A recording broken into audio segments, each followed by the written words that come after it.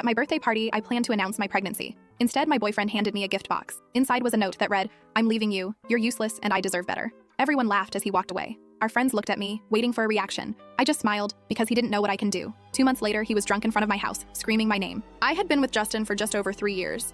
He was charming and attentive, actually maintaining eye contact instead of constantly looking around for someone more interesting to talk to. Things moved pretty quickly between us. By our 1-year anniversary, we were living together in a cute little place we could barely afford. Not perfect timing financially, but the rent in this city is ridiculous no matter when you move, so our relationship wasn't perfect, but it felt solid. We had similar goals.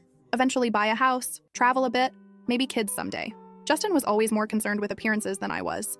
He cared about what car we drove, which restaurants we were seen at, posting the perfect pics on Instagram.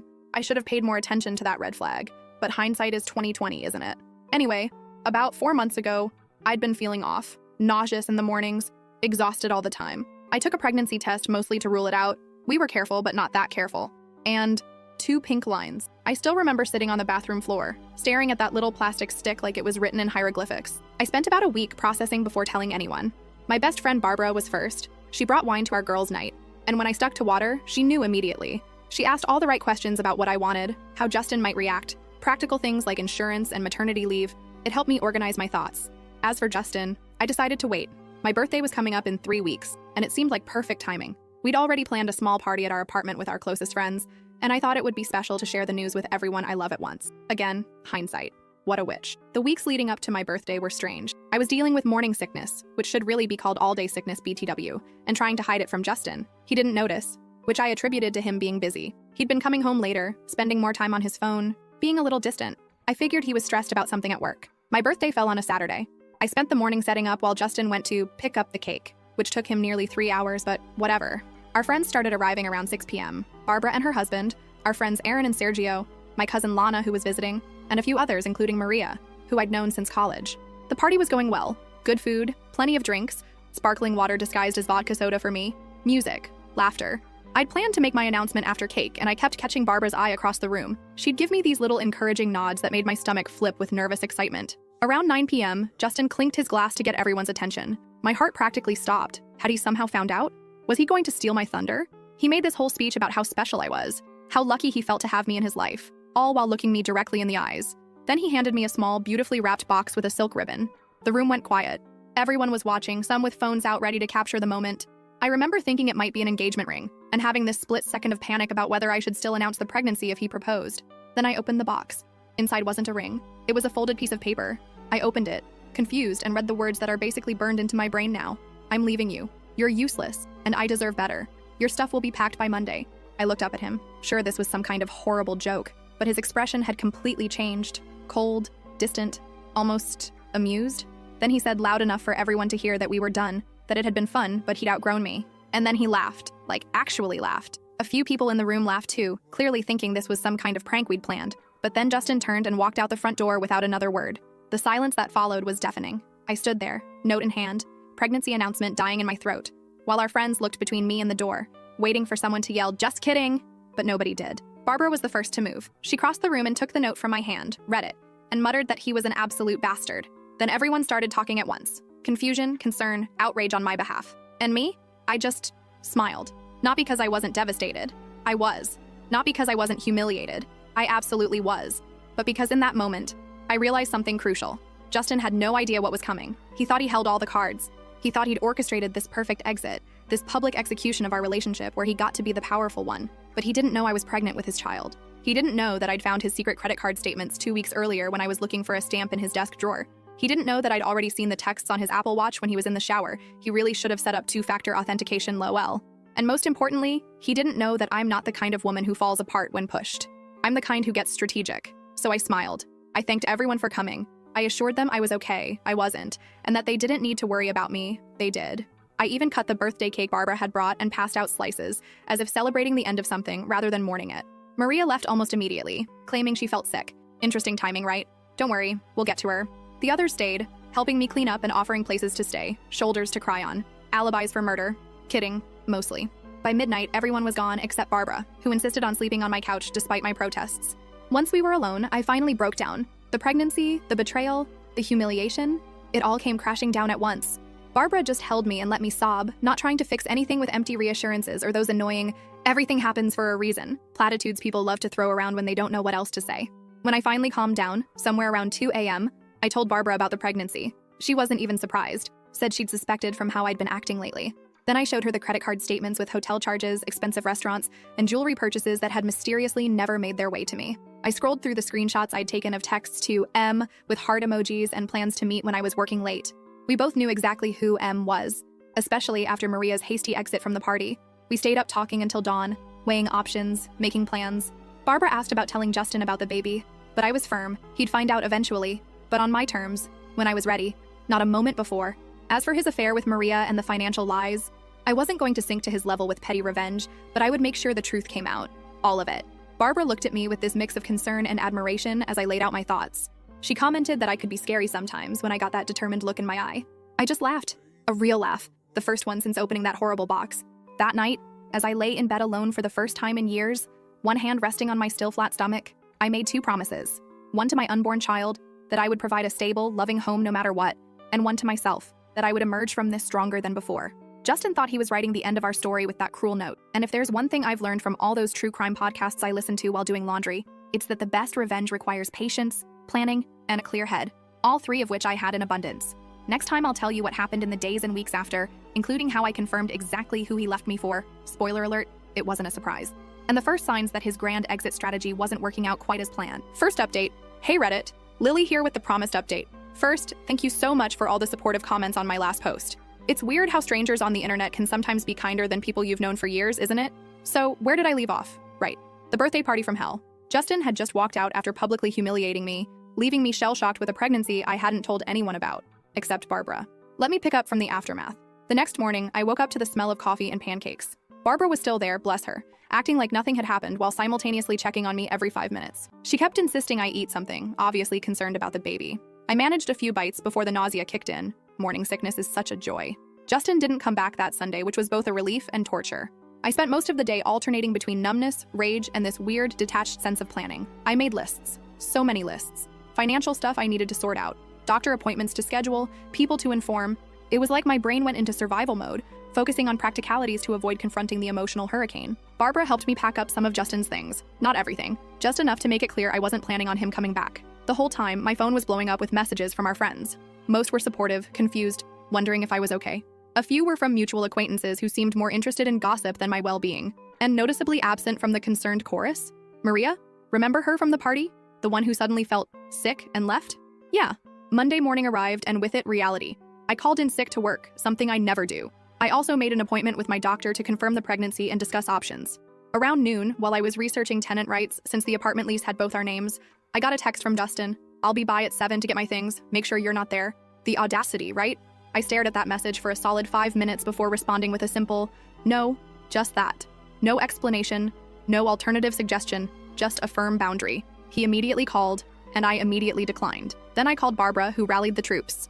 By 6:30, my apartment was filled with friends. Aaron, Sergio, Lana, who extended her visit, and a couple others. A protective barrier of people who loved me. Justin showed up at 7 on the dot, and his face when he saw the welcoming committee, priceless. He tried to act tough, demanded to know what was going on, but Aaron, who's like 6'4" and built like a brick wall, just handed him one suitcase with some clothes and essentials. Aaron told him firmly that the rest of his stuff would be available when he arranged a proper time and showed some basic human decency. For now, this was all he was getting. Justin tried to catch my eye where I sat on the couch, deliberately calm. He started saying something about how this was ridiculous, and to just let him get his things. I finally spoke directly to him, telling him he should consider himself lucky I hadn't changed the locks yet, and we could discuss the rest of his belongings once I'd had time to process his lovely birthday surprise. He started to argue, but something in my expression must have warned him off. He took the suitcase and left, but not before muttering something about me always needing an audience. Rich coming from the man who dumped me in front of all our friends, don't you think? After he left, I cried again. Not for him, but for the future I thought we'd have. For the plans that now needed rewriting. For the child who deserved better than a father who could be so cruel. The next morning, I called a locksmith and had the locks changed. Now, about Maria. I had my suspicions from the moment she bolted from the party, but I needed confirmation. It came from an unexpected source. Sergio texted me Tuesday evening to let me know that Justin and Maria had been seeing each other. He and Aaron had spotted them together 2 months ago, but couldn't be sure it wasn't innocent. He apologized for not telling me sooner. It was like being punched in the stomach and simultaneously feeling vindicated. I'd known Justin was cheating. I just hadn't known with whom. Finding out it was Maria, someone who had been in my home, eaten my food, accepted my friendship. That was a special kind of betrayal. Instead of confronting either of them, I decided to wait, watch, gather information. Maybe I've been listening to too many true crime podcasts, but patience really is key in these situations. Over the next week, I focused on practical matters. I officially confirmed my pregnancy, 10 weeks along. I spoke with a lawyer about the apartment lease and division of assets. Thankfully, we weren't married, so no divorce drama. I froze our joint credit card and opened a new bank account in just my name. Basic protection stuff. What I didn't do was tell anyone except Barbara about the pregnancy. Not yet. It wasn't denial, it was strategy. I needed to get my ducks in a row first. 2 weeks after the birthday disaster, Justin texted again, asking to talk things through and collect more of his belongings. I agreed to meet him at a coffee shop near our apartment. Public place, daytime, on my terms.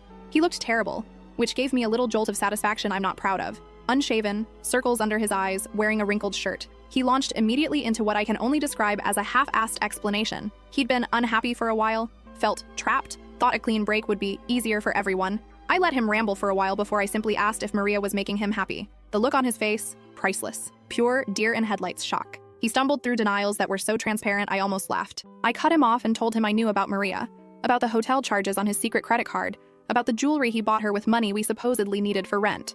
I asked him to just be honest for once. He deflated like a punctured balloon. He tried the "it's not what you think" line, but I cut him off again. I told him what mattered now was that he could collect the rest of his things that Saturday at 2 p.m.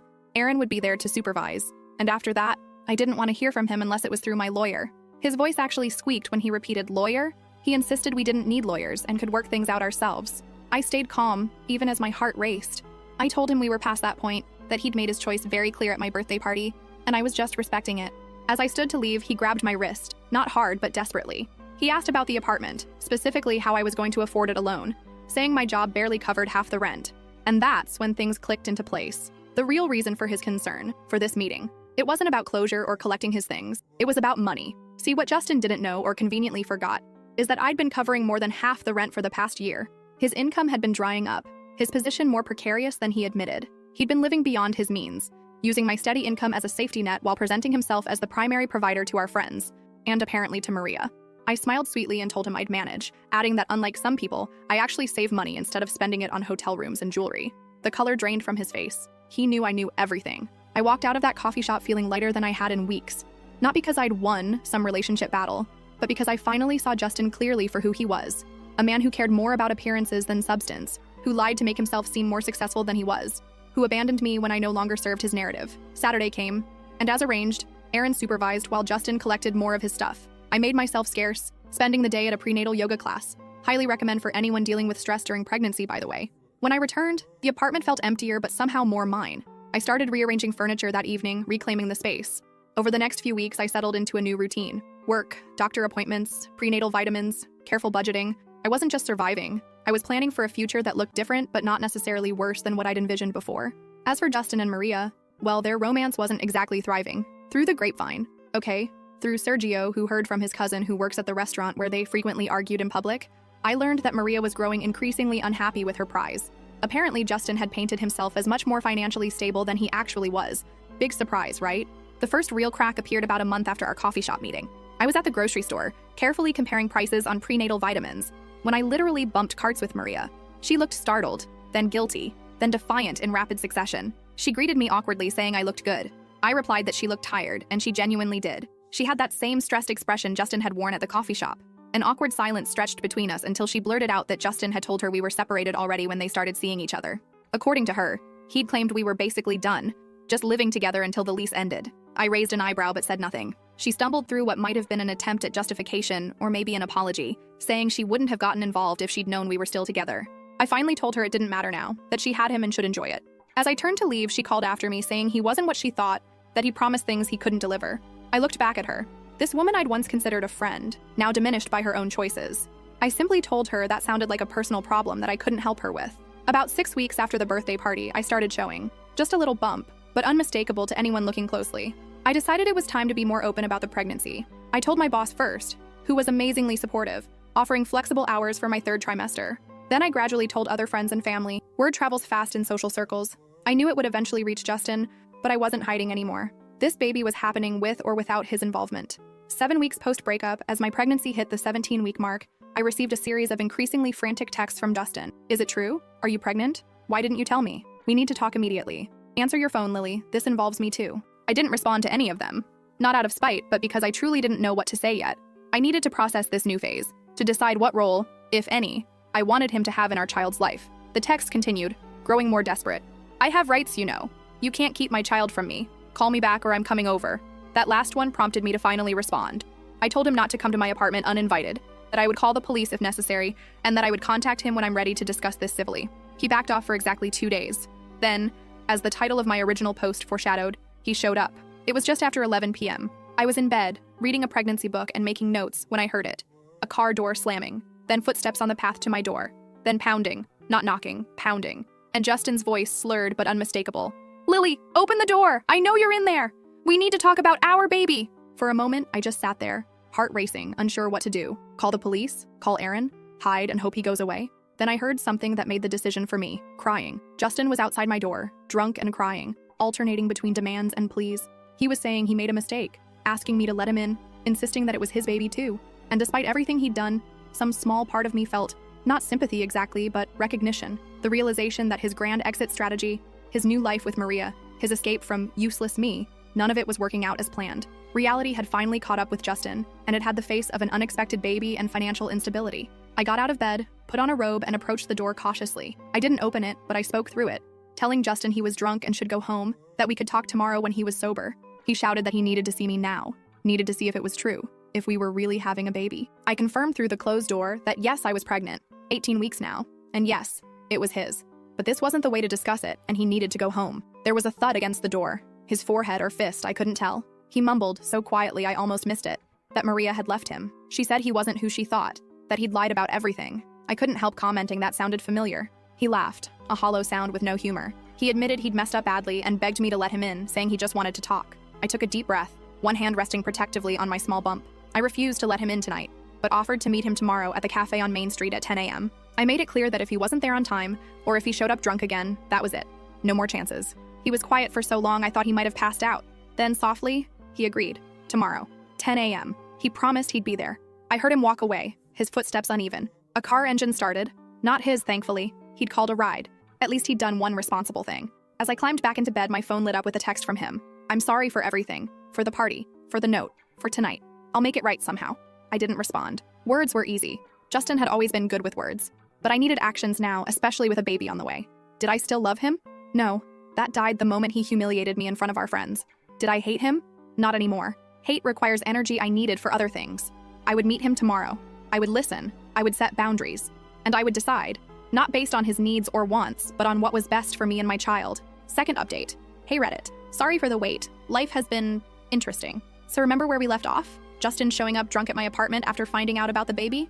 Well, I promised to meet him at that cafe the next morning, and TBH, I half expected him not to show. But there he was at 9:55 a.m., looking like absolute trash, and I mean that in the most objective way possible. Bloodshot eyes, same clothes as the night before, and this nervous energy that made him keep jiggling his leg under the table.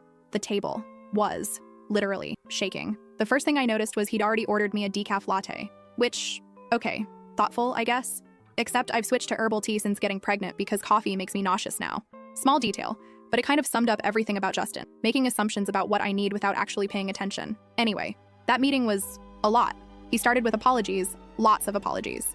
Sorry for the birthday humiliation. Sorry for cheating. Sorry for the financial lies. Sorry for showing up drunk. It was like watching someone frantically check boxes on an I messed up form. I just sipped my tea, ordered to replace the unwanted latte, and let him talk himself out. There's something weirdly empowering about staying silent when someone expects you to respond, you know? When he finally ran out of steam, I asked the only question that mattered. What exactly did he want? He seemed thrown by the directness. Started rambling about wanting to be involved and do the right thing, and maybe we could try again. I actually laughed at that last part. Not meanly, just genuinely surprised that he thought reconciliation was on the table. The conversation got real when I laid out how things would work going forward. I told him I'd already consulted a lawyer about child support and custody arrangements. His face when I mentioned the lawyer again, LOL. It was like watching someone realize they're actually in the deep end of the pool when they thought they were just dipping their toes. I explained that I wasn't keeping him from his child, but that trust had to be rebuilt from the ground up. That meant scheduled visits, financial responsibility, and consistently showing up, not just when it's convenient or Instagram-worthy. He kept trying to steer the conversation toward us as a couple, and I kept steering it back to us as co-parents. Eventually, he got frustrated, saying I was being cold and calculated. I pointed out that cold and calculated is exactly what his birthday note had been. The difference was I was being cold and calculated to protect our child, while he'd done it to protect his ego. That shut him up. Before I left, I handed him a folder containing info on the baby, ultrasound pics, due date, doctor details, along with what my lawyer had drafted regarding child support. Told him to review it, consult his own lawyer if needed, and let me know his thoughts once he'd had time to process. As I stood to leave, he grabbed my wrist again. Seriously, what is it with the wrist grabbing? And asked if Maria knew about the baby. I told him that wasn't my information to share, but that I hadn't gone out of my way to tell her. Then I gently but firmly removed his hand and walked out. Over the next few weeks, things got calmer. I focused on setting up the nursery, which basically meant converting half of my bedroom into Baby Central. Crib from IKEA that took me and Barbara 3 hours to assemble. Those instructions should come with a translator, I swear. Changing table from a secondhand store, and this adorable mobile with little stars that my mom sent. I'd been putting money aside aggressively, picking up some extra work editing social media content on weekends. Nothing glamorous, but it helped bridge the gap Justin's contribution had left. My mom also sent some money to help, which was both touching and slightly uncomfortable. I've always been independent, you know? Meanwhile, Justin was processing. He'd text occasionally asking about the baby or requesting pictures of the nursery progress. I'd respond factually, but keep emotional distance. Sometimes he'd try to veer into personal territory, asking if I was seeing anyone, nope, or mentioning some show we used to watch together. I'd gently redirect. Then came the incident. Yes, it deserves capital letters. I was at Target on a Saturday afternoon, loading up on diapers. You can never have too many, according to every mom blog ever. When I literally bumped carts with Maria. Again, what are the odds? This time was different though. She wasn't awkward or defensive. She actually seemed relieved to see me. She immediately asked how I was feeling, how the pregnancy was going, all while looking genuinely interested. Then she said something that caught me completely off guard. She apologized. Not a rushed, uncomfortable sorry, not sorry, but a real, thoughtful apology acknowledging the pain she'd caused. She explained that Justin had sold her the same story he'd apparently fed multiple women, that we were basically over, just going through the motions, that I was holding him back from his true potential. She found out he'd been seeing another woman while dating her. The irony wasn't lost on either of us. We ended up getting coffee, tea for me, and having this surreal conversation about the man we both now saw clearly for who he was. Not a monster, just a deeply insecure person who needed constant validation and was willing to lie to get it. As we were saying goodbye, Maria mentioned casually that Justin had been let go from his job 2 weeks earlier. She thought I should know since it might affect child support. I thanked her for the info and headed home, processing this new development. I wasn't happy about Justin's job loss. It complicated things, but I appreciated knowing. That evening, as I was folding tiny onesies and listening to my favorite podcast, my doorbell rang. I checked the peephole, always check the peephole, folks, and saw Justin standing there. Sober this time, but looking rough. I opened the door but didn't invite him in. He started talking immediately, asking if I'd heard about his job, saying it wasn't his fault, that he was being set up. Then he asked if I'd seen Maria recently, sounding suspicious. I told him yes, we'd run into each other at Target. His face did this weird thing where it tried to look casual but just looked constipated instead. He asked what we talked about and I simply said, you, mostly. He did not like that answer, LOL. Then he started getting agitated, saying we were probably conspiring against him, that everyone was turning on him when he was just trying to do his best in a difficult situation. I reminded him that he created this situation with choices he made, and that playing victim wasn't going to work with me. That's when he broke down. Not dramatically, not movie-style tears, just crumpled. Said his life was falling apart. No job, no girlfriend, apartment he could barely afford, and a baby on the way he wasn't prepared for. For a brief moment, I felt that old urge to comfort him, to fix things. But then I remembered the cold words in that birthday note. You're useless. I deserve better. Instead of comfort, I offered clarity. I told him he had 2 paths forward. Continue the pity party and lose everything, or step up, take responsibility, and rebuild. For the first time since this whole mess started, Justin really listened. No interruptions, no excuses, just listening. When I finished, he nodded slowly and asked if we could talk inside. I hesitated, then agreed, but left the door open. Never fully close yourself in with someone unstable. We sat at my kitchen table and he asked thoughtful questions about the baby for the first time. Not surface level stuff, but real questions about health, development, plans for delivery. As we talked, I realized something important. I no longer felt anything romantic for Justin, but I did want him to be okay. Not for his sake, but for our child's. Before he left, he promised to review the child support agreement and find a new job ASAP. He also, surprisingly, thanked me for not hating him when I had every right to. I told him hate takes too much energy, and I was saving my energy for more important things now. The next few weeks brought subtle changes. Justin found a new job, paying less, but steadier. He signed the child support agreement without argument. He even enrolled in a parenting class at the community center. As my due date approaches, things feel not perfect, but functional. Justin and I have established a cautious co-parenting relationship built on clear boundaries and expectations. He comes to doctor appointments when invited. He helped assemble the crib when I finally admitted defeat with those ridiculous IKEA instructions. Last week, at 7 months pregnant, I received a package from him. Inside was a journal, not expensive, just simple and practical, with a note that said, "For your thoughts, plans, and all the true crime podcast notes you want to write, you were never useless." I was just too self-absorbed to see your value. I didn't respond. Some things don't need acknowledgement. But I did start using the journal, mostly to document this journey so I can someday tell our child the complicated, messy, very human story of how they came to be. Next time, I'll update you on the birth, coming soon, and how Justin handled the reality of actually becoming a father. Because if there's one thing I've learned through all this, it's that people can surprise you. Sometimes with their cruelty, sometimes with their growth, but always with their humanity. Last update. Hey Reddit fam. It's been so long since my last update that some of you probably forgot about me, lol. A lot has happened, and I've been meaning to post, but having a newborn doesn't exactly leave you with tons of free time or functioning brain cells. So, the baby is here. Little Zoe arrived 6 weeks ago weighing 7 pounds, 4 ounces, with a full head of dark hair and her father's chin. The only feature of his, I'm not mad about her inheriting TBH. Labor was, well, let's just say all those YouTube birth vlogs I binged did not prepare me for the reality. 32 hours, people. 32 hours. The funny thing is, during those endless hours of contractions, I kept thinking about how much I'd changed since that birthday party from hell. 8 months ago, I was a woman standing in shock with a breakup note in my hand. Now I was bringing a whole human into the world. Life comes at you fast, doesn't it? Justin was actually at the hospital for the birth, which surprised pretty much everyone, including me. He showed up with this massive teddy bear that literally wouldn't fit through the door of my hospital room. Seriously, where did he think we were going to put that thing in my one-bedroom apartment? But he stayed. Through the waiting, through my not-so-ladylike screaming, through it all. Barbara was my rock, though. When things got intense and I was convinced I couldn't do it anymore, she was right there reminding me that I was already doing it. Justin mostly hovered awkwardly in the corner, scrolling through his phone and occasionally asking if I needed anything, which, I mean, at least he was trying. When Zoe finally arrived and they placed her on my chest, I had this moment of pure clarity. Everything we go through, all the heartbreak, betrayal, uncertainty, it all led to her. And I wouldn't change a single step of the journey. Justin cried when he held her. Not movie star tears, but this awkward, trying not to but can't help it kind of crying that made his nose run and his face blotchy. It was the most genuine emotion I'd seen from him in our entire relationship.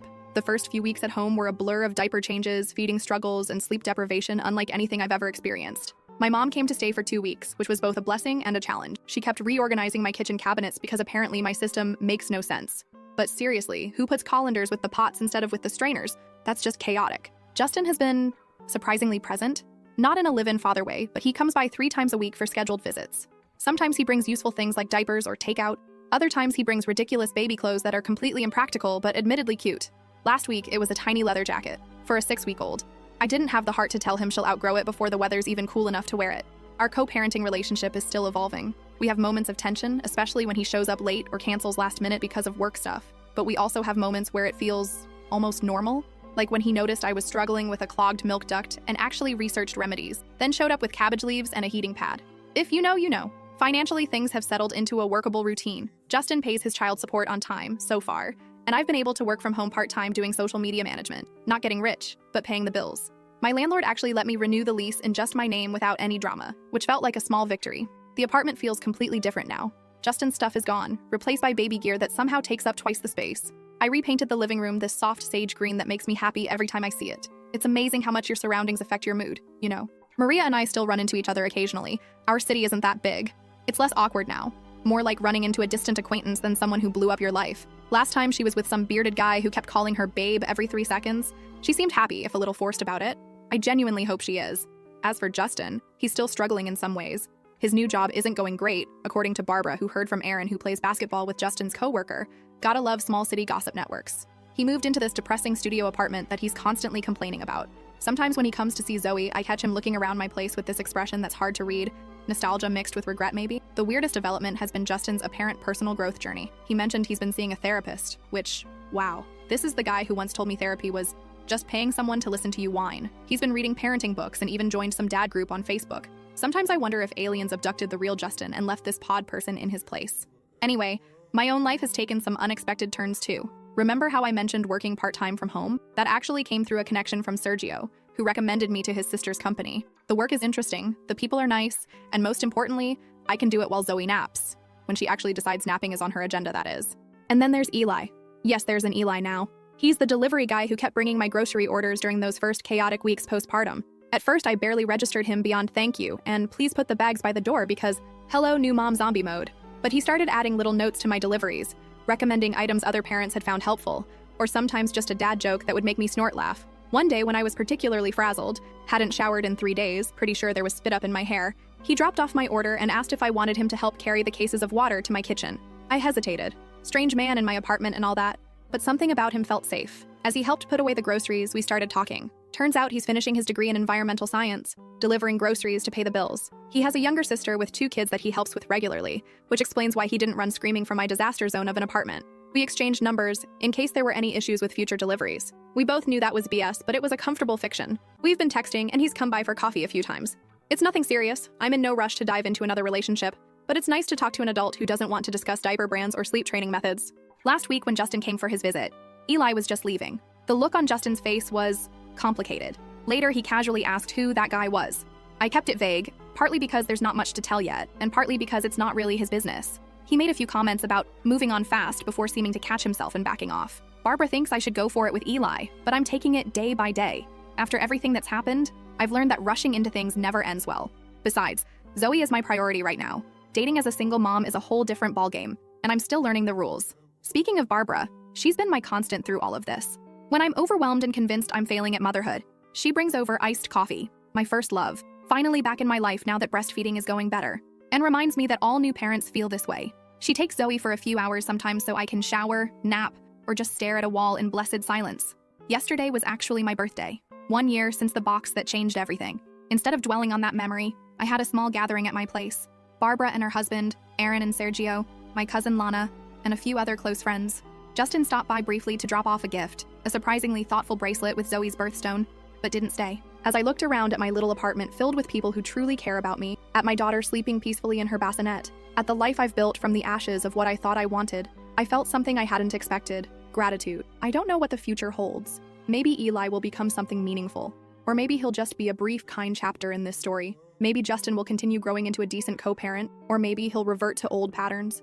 Maybe I'll stay in this apartment forever. Or maybe I'll eventually find a house with a yard for Zoe to play in. What I do know is that I'm not the same woman who stood holding that note on her birthday last year. That woman was shattered but determined. This woman is rebuilt, stronger at the broken places. So I guess if there's any moral to this long, messy story, it's that sometimes the worst thing that happens to you can lead to the best version of yourself. Not immediately, not easily, but eventually. P.S. If you're wondering what happened to that giant teddy bear Justin brought to the hospital, it's currently serving as a barricade to keep Zoe from rolling off my bed when I need to put her down for 2 seconds to pee. So, I guess it found its purpose after all. For those asking what happened to the infamous breakup note, I kept it.